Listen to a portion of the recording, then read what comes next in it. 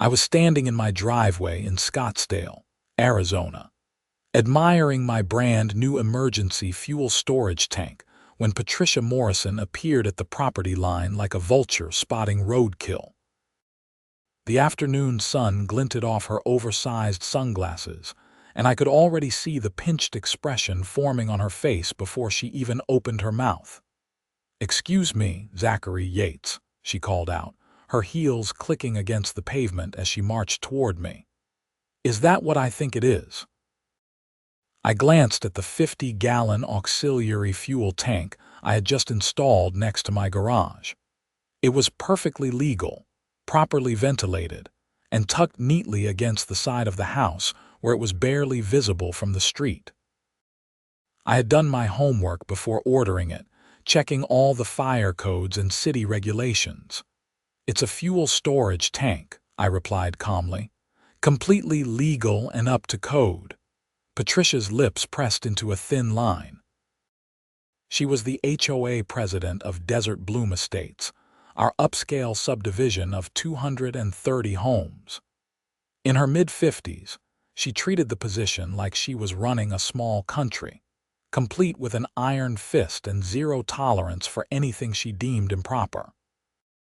"I am well aware of what it is," she said icily, "and it is absolutely not permitted under our HOA guidelines. Section 7, subsection 12 clearly states that no external fuel storage is allowed on residential properties." I felt my jaw tighten. This was exactly the kind of overreach I had come to expect from Patricia and her band of power-hungry board members.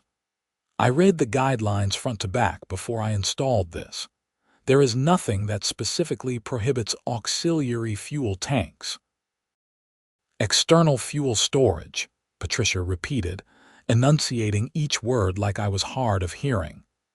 "Your vehicle's gas tank is one thing. This monstrosity is another. You have 48 hours to remove it, or you will face fines starting at $100 per day." She turned on her heel and walked away before I could respond, leaving me standing there with my blood pressure rising. I had installed the tank because gas prices had been fluctuating wildly, and I wanted the option to fill up when prices were lower. It was a practical, legal solution that hurt absolutely no one. But Patricia Morrison did not care about logic or fairness. She cared about control. That evening, I pulled out my copy of the Desert Bloom Estates HOA guidelines and read through every single page. Patricia was referencing Section 7, subsection 12, which did indeed mention external fuel storage. But the language was vague at best, and I had a suspicion that vague language meant there was room for interpretation.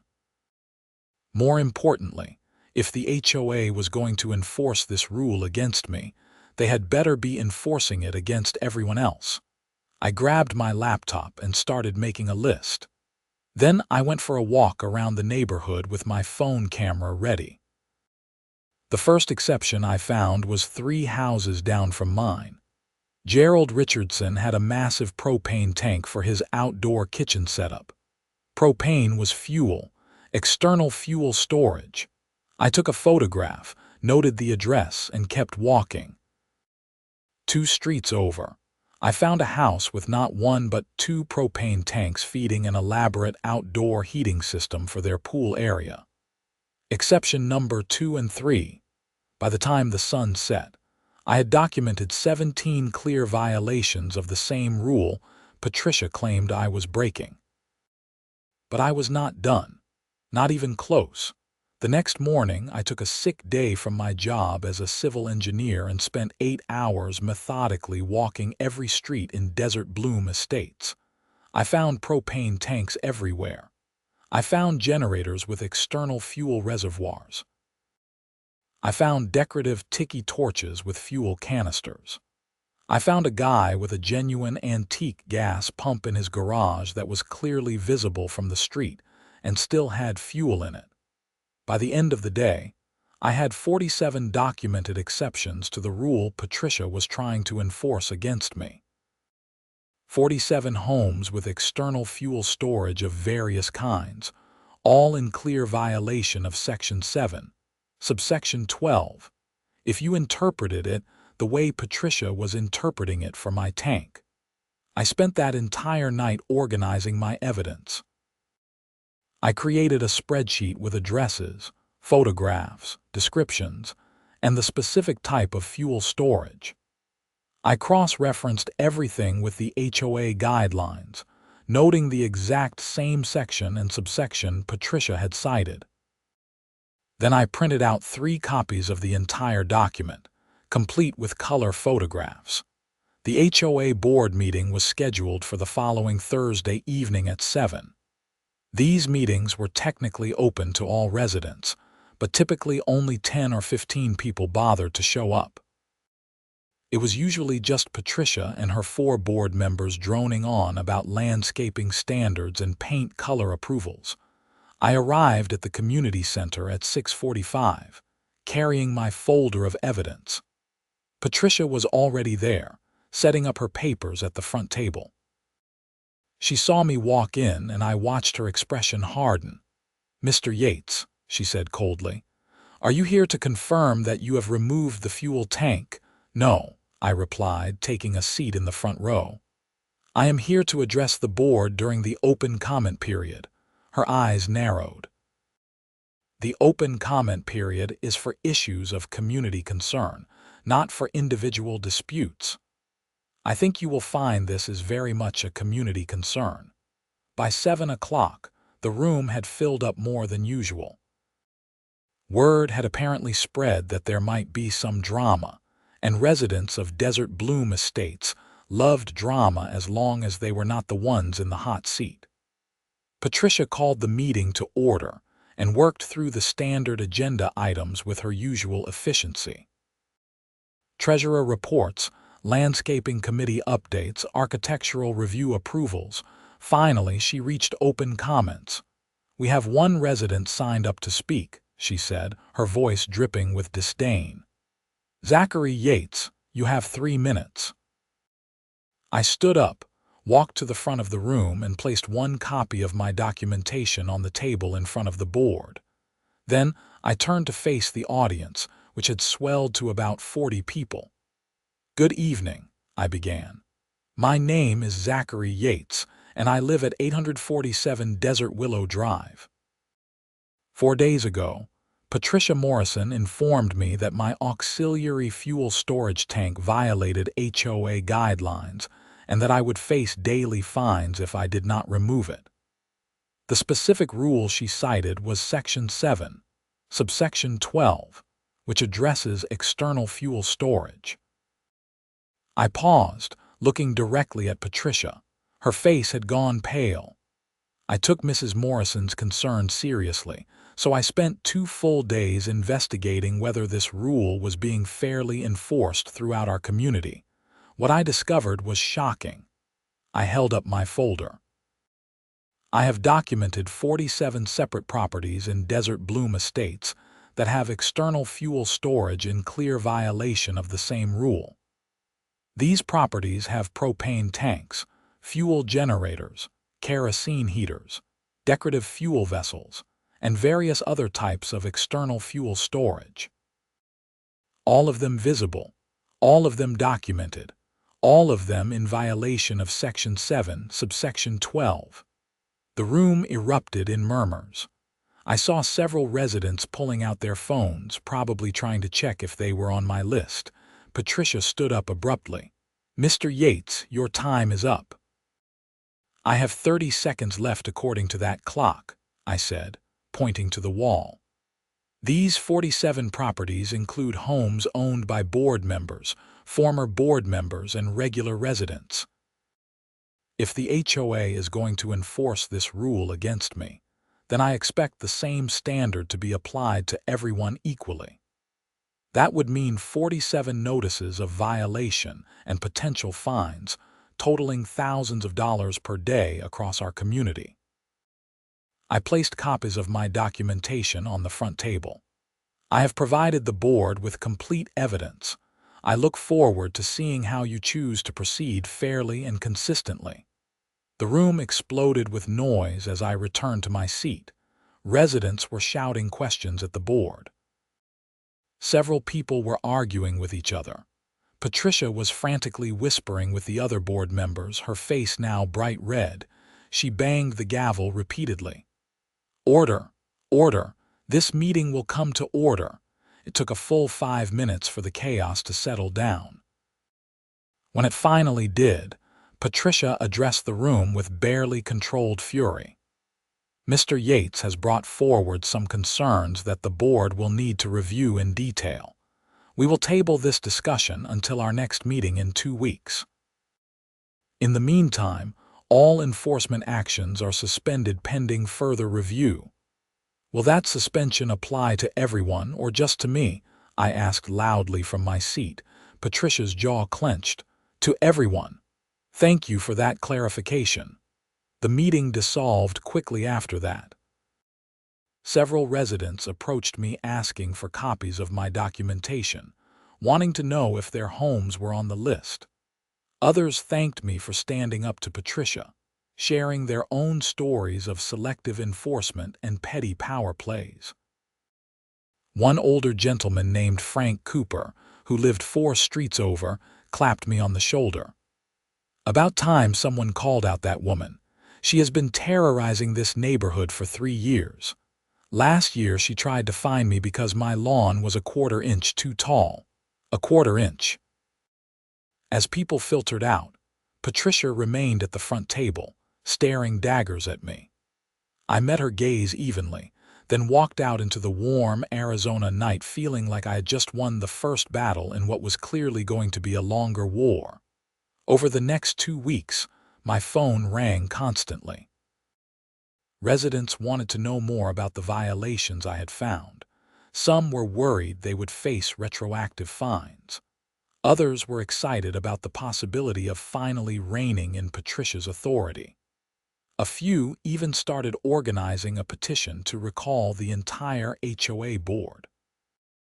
I received 3 letters from the HOA during that time. The first was a formal acknowledgement that enforcement actions had been suspended pending review.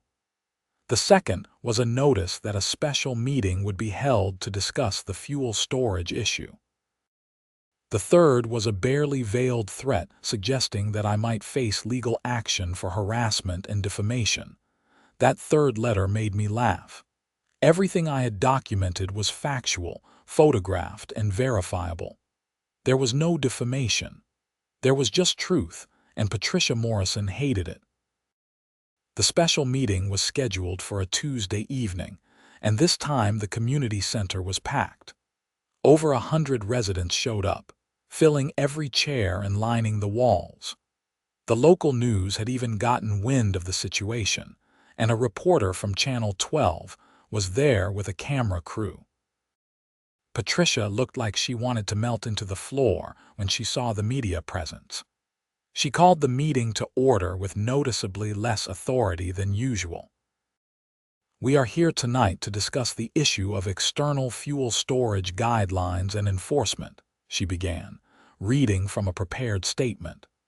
"The board has reviewed the documentation provided by Mr. Yates and has consulted with our HOA attorney." I sat up straighter. This was about to get interesting. "After careful consideration," Patricia continued, her voice tight, "the board has determined that Section 7, Subsection 12 was intended to address large commercial-scale fuel storage and fuel storage that poses an obvious safety hazard. Small-scale residential fuel storage such as propane tanks for grills, outdoor kitchen equipment, and similar items do not fall under this restriction." I raised my hand. "And auxiliary vehicle fuel tanks." Patricia's eye twitched. "The board has determined that auxiliary vehicle fuel tanks that meet local fire codes and safety standards also do not violate the guidelines." A cheer went up from several residents. I allowed myself a small smile, but Patricia was not done. "However, The board is proposing an amendment to the guidelines that would require all external fuel storage to be registered with the HOA and subject to safety inspections. The cheers died down. Here was the catch. Any fuel storage found to be in violation of fire codes or creating a safety hazard would be subject to immediate removal requirements and fines. We will be voting on this amendment at our regular meeting next month, and all residents will have the opportunity to comment. I stood up. Point of order. Who would conduct these safety inspections? What qualifications would they have? And would the HOA bear liability if an approved fuel storage device later caused an accident? Patricia glared at me. Those details will be worked out in the amendment language. I would like those details before any vote occurs, I said firmly, along with information about what the registration process would entail and whether there would be any associated fees. Several other residents voiced their agreement. The news camera was capturing everything. Patricia banged her gavel. The board will take all comments under advisement. This meeting is adjourned. She practically ran out of the community center, leaving the other board members to deal with the crowd of angry residents demanding answers. I left feeling like I had won the battle, but sensing that the war was far from over. Patricia Morrison was not the type to give up easily, and I had publicly humiliated her in front of the entire community and the press. She would retaliate somehow. I just did not know how yet. The answer came 3 days later, when I received a notice that I was being fined $250 for unauthorized modifications to the exterior of my property without proper architectural review committee approval. I read the notice twice, barely believing what I was seeing. The fuel tank installation did not constitute an architectural modification. It was a freestanding utility item, no different from an air conditioning unit or a water softener. But Patricia had found a technicality, and she was exploiting it. I immediately filed an appeal and requested a hearing before the Architectural Review Committee. That hearing was scheduled for the following week. In the meantime, I started researching HOA law in Arizona and was surprised by how many protections homeowners actually had if they knew where to look. Arizona revised statutes had several provisions limiting HOA authority. More importantly, there was case law establishing that HOAs could not enforce rules selectively or discriminatorily. The 47 exceptions I had documented were about to become very relevant again.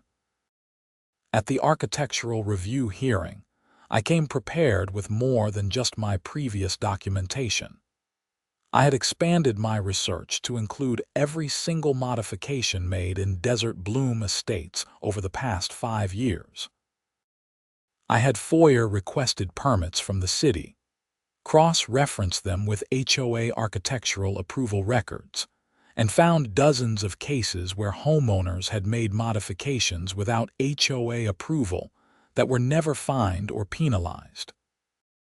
The committee consisted of 3 members: Patricia Morrison, a retired accountant named Donald Hughes, and a younger woman named Jennifer Caldwell, who seemed perpetually intimidated by Patricia.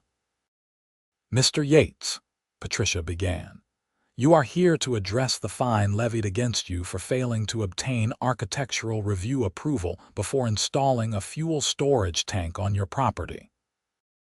I am here to demonstrate that this fine is retaliatory, discriminatory, and not supported by any consistent enforcement pattern in this community," I replied, sliding a new folder across the table. Patricia did not even look at it. The guidelines clearly state that any modification to the exterior of a property requires committee approval. Then, why were no fines levied against the 32 properties that installed Ring doorbells without approval, or the 18 properties that installed solar panels without approval, or the 41 properties that installed decorative yard elements without approval, or the 8 properties that completely redid their landscaping without approval. I had their attention now. Even Patricia looked rattled. "Those are different circumstances," she said weakly. "How?" I demanded. "The guideline does not differentiate. It says any exterior modification. Yet somehow, only modifications that you personally disagree with seem to require enforcement. That is called selective enforcement, and it is illegal under Arizona law." Donald Hughes was flipping through the folder I had provided, his eyes widening. "Patricia, he has a point here. I installed solar panels 2 years ago and never got committee approval. I was never fined." "That was different," Patricia snapped. "How?" I repeated. She had no answer. The room fell silent. Jennifer Caldwell finally spoke up, her voice quiet. "I think we need to dismiss this fine. We clearly have not been enforcing this requirement consistently, and it would not be fair to single out Mr. Yates." "I disagree," Patricia said immediately. "The fine stands." "This committee makes decisions by majority vote," I pointed out, having done my homework on HOA procedures. "Miss Caldwell has voted to dismiss. Mr. Hughes—" Donald looked between me and Patricia, clearly uncomfortable. Finally, he sighed. "I vote to dismiss. This is not right." Patricia's face went purple. "This hearing is concluded." "Actually," I said, "I would like the record to reflect the vote and the official dismissal of the fine. I would also like written confirmation sent to my address within 5 business days." Donald nodded. "That is reasonable." I walked out of that hearing knowing I had made an enemy for life. Patricia Morrison had been publicly overruled by her own committee, and she was not going to forgive that. What I did not expect was how quickly she would escalate. The next morning, I woke up to find a citation from the Scottsdale Fire Department taped to my front door. It stated that a complaint had been filed regarding potentially hazardous fuel storage at my address, and that an inspection was required within 72 hours. I called the fire department immediately and scheduled the inspection for that afternoon. When the inspector arrived, he was a friendly guy in his 40s named Robert Chen, who seemed slightly confused about why he was even there. "I have to be honest," he said, examining my fuel tank. "This is one of the cleanest, most properly installed auxiliary tanks I have ever seen." "Who filed the complaint?" "I am guessing my HOA president." He laughed. "Let me guess. You have one of those HOAs that gets involved in everything. You have no idea." Robert completed his inspection and gave me a perfect safety rating in writing. "Keep this documentation," he advised. "If your HOA keeps harassing you, you might need it." I thanked him and filed the safety report with the HOA that same day, along with a formal complaint about Patricia Morrison filing a false report with the fire department. Making a false report to government agencies was something that could have serious consequences, and I wanted it documented. The HOA board ignored my complaint entirely, but the fire department did not. 3 weeks later, I received a call from Robert Chen asking if I would be willing to provide a statement about the circumstances of the complaint. Apparently, filing false reports with the fire department was taken seriously, and someone at the department was investigating whether Patricia had wasted city resources. I gave my statement gladly, providing the entire timeline of events and all my documentation. I never heard the final outcome of that investigation, but Patricia became noticeably less aggressive after that. She stopped sending me letters, stopped showing up at my property line, and generally avoided me at all costs.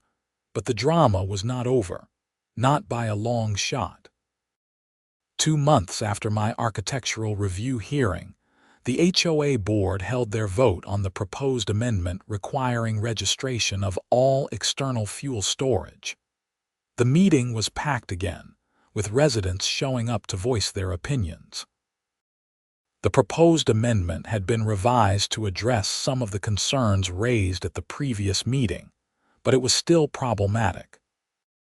It required a $50 registration fee per fuel storage device, annual renewals, and gave the HOA authority to conduct inspections at any time with just 24 hours notice. I stood up during the comment period and laid out exactly why this was a bad idea. This amendment is a solution in search of a problem. We do not have a safety issue with fuel storage in this community. We have never had a fire or incident related to fuel storage. What we do have is an HOA board that wants to create a new revenue stream and expand its authority over homeowners. Several residents applauded. Others shouted their agreement. Patricia tried to shut down the discussion, but the crowd was not having it. Person after person stood up to criticize the amendment. A retired attorney named Martin Foster pointed out that the inspection provision might violate Arizona property rights laws. A woman named Sandra Lopez argued that the $50 fee was excessive and punitive. Even some of Patricia's usual allies were pushing back. When the vote finally happened, the amendment failed 3-2. Patricia and one other board member voted in favor. Donald Hughes and Jennifer Caldwell voted against, along with the fifth board member, a quiet man named Thomas Wright who rarely spoke at meetings. Patricia looked like she had been slapped. She adjourned the meeting immediately and left without speaking to anyone. That should have been the end of it. The rule had failed. I could keep my fuel tank. Life would go back to normal. But I had underestimated just how vindictive Patricia Morrison could be. Over the next 6 months, I received 17 separate citations for various violations. My grass was allegedly too long. My house number was not visible enough from the street. My garbage cans were visible from the sidewalk. My car was parked too close to the street. Each citation was petty, nitpicky, and clearly retaliatory. I challenged every single one, providing photographic evidence that my grass was within guidelines, that my house number was perfectly visible, that my garbage cans were in the same location as 50 other homes on my street, that my car was parked legally and appropriately. Every challenge was successful, but it was exhausting. Patricia was trying to wear me down through sheer attrition. Other residents started reaching out to me with their own stories. Apparently, I was not the only one being targeted. Anyone who had spoken out against Patricia at the meetings or supported my position was suddenly receiving citations. She had created an enemies list and was systematically harassing everyone on it. That was when I realized this had gone beyond a simple property dispute. Patricia Morrison was abusing her authority as HOA president to punish residents who disagreed with her. That was not just petty. It was potentially illegal. I started documenting everything. Every citation I received. Every citation other residents received. The timing of the citations compared to when people had spoken out at meetings. I built a timeline showing a clear pattern of retaliation. Then, I consulted with an attorney who specialized in HOA disputes. Her name was Rebecca Sanderson, and she had a reputation for taking on abusive HOAs and winning. Rebecca reviewed my documentation and let out a low whistle. This is textbook harassment and retaliation. Arizona law is very clear that HOAs cannot use their enforcement authority to punish residents for exercising their rights. You have an excellent case here. What are my options? I asked. You can file a complaint with the Arizona Department of Real Estate, which oversees HOAs in the state. You can sue the HOA for harassment, or you can try to remove Patricia Morrison from the board. My recommendation would be to do all three simultaneously. I went home and thought about it for a few days. Filing complaints and lawsuits would be expensive and time-consuming. But letting Patricia continue her reign of terror was not acceptable either. She had already driven several families to consider moving out of Desert Bloom estates. The property values would eventually suffer if this continued. I decided to start with the Department of Real Estate complaint. That would not cost me anything except time, and it would create an official record of Patricia's misconduct. I spent a week preparing the complaint, including every piece of documentation I had collected. The timeline of the fuel tank dispute, the 47 exceptions, the retaliatory citations, the statements from other residents, the failed fire department complaint, everything. I submitted the complaint on a Monday morning in October.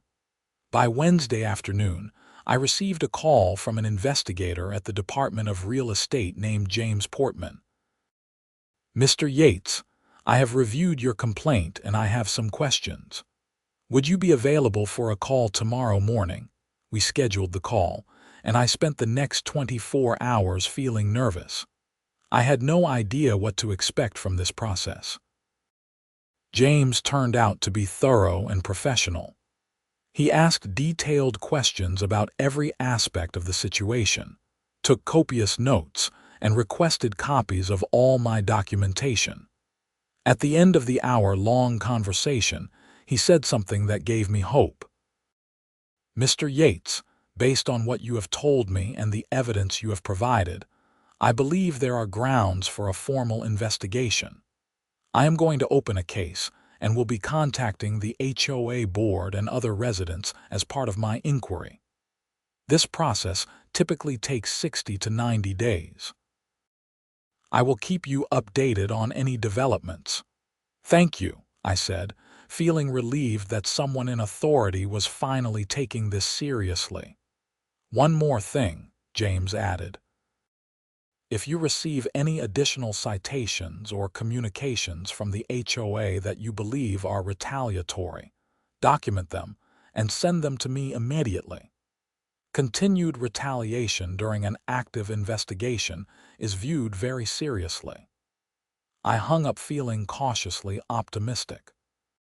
Patricia Morrison had finally messed with the wrong person, and now the state was involved. The investigation moved faster than expected. Within 2 weeks, James had interviewed over 30 residents, reviewed 5 years of HOA records, and identified multiple violations of Arizona HOA law. The retaliation against me and other residents was just the tip of the iceberg. James discovered that Patricia had been approving contracts with vendors who were giving her kickbacks. She had been using HOA funds to pay for personal expenses. She had been selectively waiving late fees for her friends while aggressively pursuing collections against her perceived enemies. The list went on and on. In December, the Department of Real Estate issued its findings. Patricia Morrison was found to have violated multiple provisions of Arizona HOA law and was ordered to step down as HOA president immediately. The entire board was required to undergo training on fiduciary duties and proper governance. The HOA was fined $15,000 and required to implement new financial controls and oversight procedures. But that still was not the end. Once the Department of Real Estate findings became public, several residents who had been financially harmed by Patricia's actions filed civil lawsuits.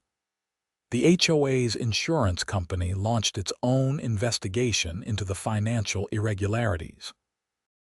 And the Maricopa County Attorney's Office opened a criminal investigation into possible embezzlement and fraud. I watched all of this unfold with a mixture of satisfaction and disbelief. All I had wanted was to keep my fuel tank. Instead, I had accidentally exposed massive corruption and abuse of power. The criminal investigation took months. During that time, Patricia tried to maintain a low profile, but the damage was done. Everyone in Desert Bloom Estates knew what she had done. Her former friends and allies abandoned her. Her husband, who I had rarely seen before, was suddenly very visible at the country club, reportedly telling anyone who would listen that he'd had no idea what his wife had been doing. In May, almost a full year after that first confrontation in my driveway, Patricia Morrison was arrested and charged with 3 counts of theft, 2 counts of fraud, and 1 count of tampering with public records related to the false fire department complaint. The arrest happened on a Tuesday morning. I was leaving for work when I saw the police cars pull up to her house 3 streets over. Within an hour, everyone in the neighborhood knew. By that evening, it was on the local news. Patricia's attorney tried to argue that the charges were excessive, that these were minor financial discrepancies, that his client had made mistakes but had not committed crimes. The prosecutor disagreed. The evidence showed that Patricia had stolen over $40,000 from the HOA over a 3-year period through various schemes. The trial took place in September.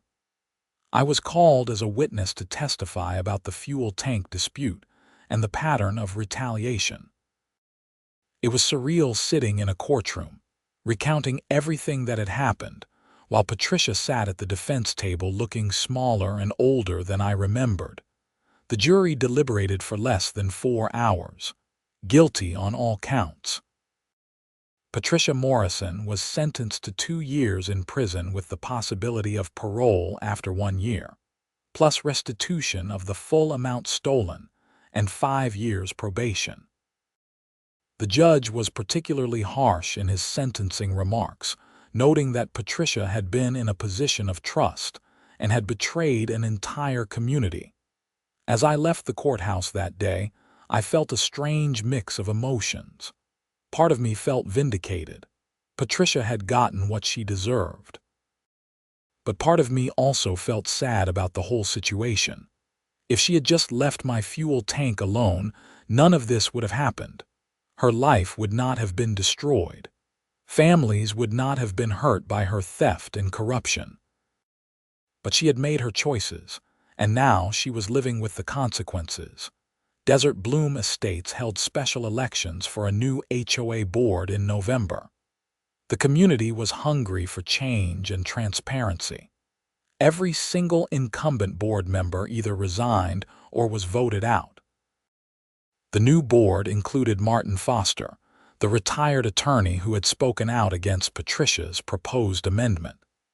They immediately implemented new financial controls, changed the management company, and started the process of revising the HOA guidelines to be more reasonable and fairly enforced.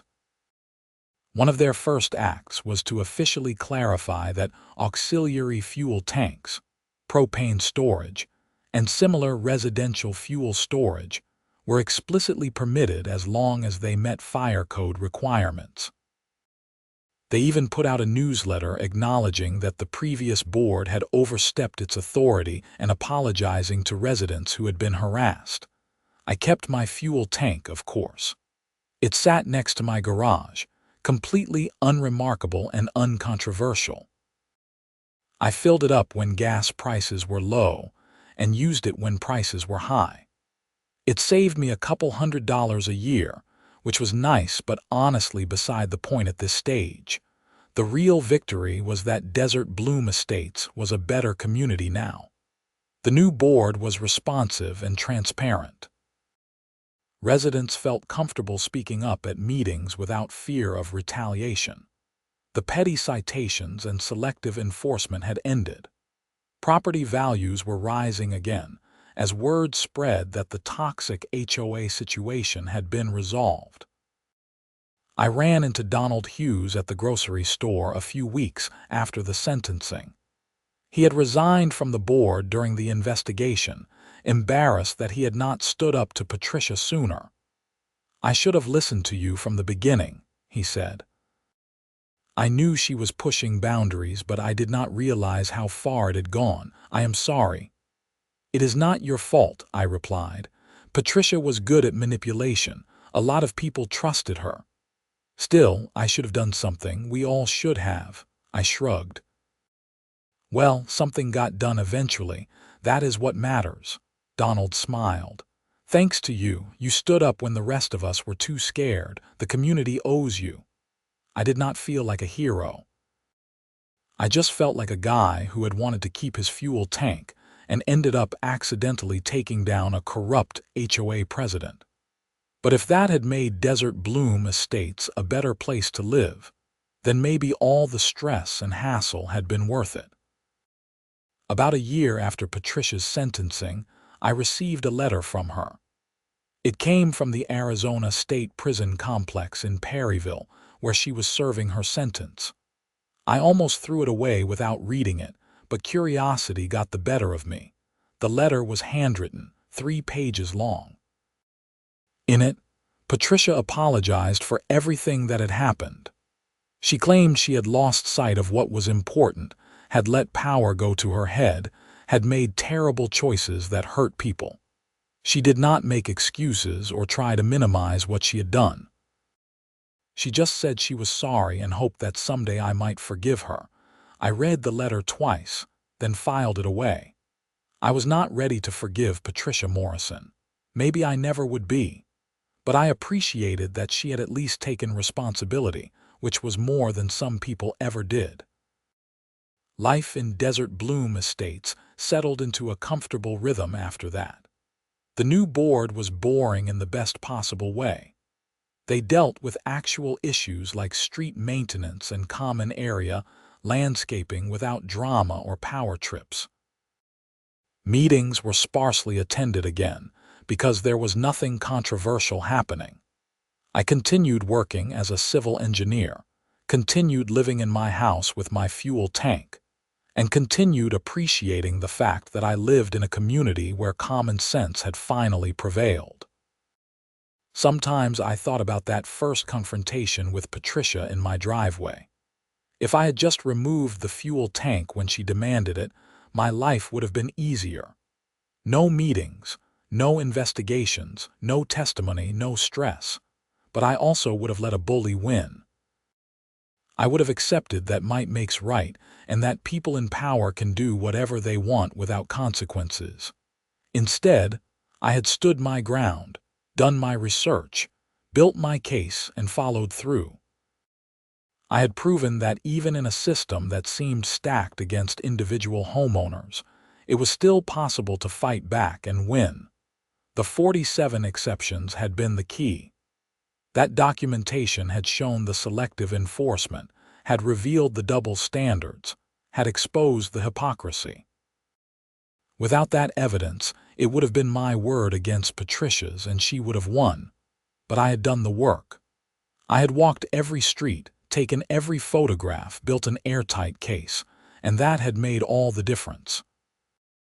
I thought about writing a guide for other homeowners dealing with abusive HOAs. Maybe I would someday.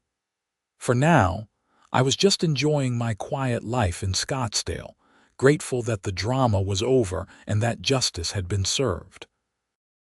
My fuel tank still sat next to my garage, a small symbol of a much larger victory. Every time I looked at it, I remembered what was possible when ordinary people refused to accept injustice and fought back with facts, persistence, and courage. The new HOA president, Martin Foster, stopped by my house one evening about 18 months after everything had happened. We sat on my back patio drinking beer and watching the Arizona sunset paint the sky in shades of orange and purple. "You know," Martin said, "I have been thinking about writing a book about all this. The rise and fall of Patricia Morrison and the Desert Bloom Estates HOA." I laughed. That would be something. Who would believe it actually happened? Exactly. Truth is stranger than fiction. He took a sip of his beer. "I wanted to ask your permission before I did anything. You are a central part of the story, obviously." I thought about it for a moment. Sure, why not? If it helps other people understand what to watch out for with their HOAs, then it serves a purpose. That is what I was thinking. There are probably thousands of Patricia Morrisons out there in HOA boards across the country. People need to know they can fight back. We talked for another hour about everything that had happened, reliving the most dramatic moments and laughing at how absurd some of it had been. The 47 exceptions, the special meetings, the arrest, all of it felt almost surreal in retrospect. As Martin was leaving, he turned back to me. "Hey, whatever happened to that fuel tank? Do you even still use it?" I grinned. "Every single week. Best investment I ever made." He laughed and shook his head. "A 50-gallon fuel tank brought down an empire. That should be the title of the book."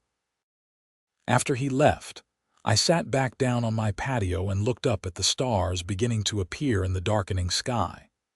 Life had thrown me a curveball when Patricia Morrison had confronted me about that fuel tank. I could have backed down, could have avoided the conflict, could have taken the easy road. But I had not. I had stood up for what was right, had done the research, had built the case, and had seen it through to the end. In the process, I had exposed corruption, protected my neighbors, and helped create lasting positive change in my community. Not bad for a guy who just wanted to save money on gas. I finished my beer, checked that my fuel tank was properly secured and ventilated like always, and headed inside. Tomorrow was another day, and for the first time in a long time, I was not worried about what fresh nonsense the HOA might throw at me. Those days were over. The fuel tank remained exactly where I had installed it, next to my garage, perfectly legal and completely mundane. But every time I walked past it, I remembered what it represented. Not just a practical solution to fluctuating gas prices, but a symbol of standing up to bullies, of demanding accountability, of refusing to accept that those in power can abuse that power without consequences. Patricia Morrison had thought she could intimidate me into compliance. She had been wrong, and that miscalculation had cost her everything while making Desert Bloom Estates a better place for everyone else. In the end, justice had prevailed. The system had worked, albeit slowly and with a lot of effort.